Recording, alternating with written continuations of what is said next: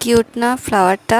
চলো তোমাদেরকে আজকে এটা টিউটোরিয়াল দেখাই। প্রথমে একটা A4 সাইজের পেপারকে ভাঁজ করে নিয়ে একবার এই পাশ আর একবার ওপাশ থেকে আবারও ভাঁজ করে নিচ্ছি। তো এবার এগুলাকে সমানভাবে কেটে নিব। আর এই কাটা অংশগুলোর মাঝখানে আমি আবারও কেটে নিয়েছি। এখন এই টুকরোগুলো দুই সাইড আমি আটা দিয়ে এইভাবে লাগিয়ে নিব।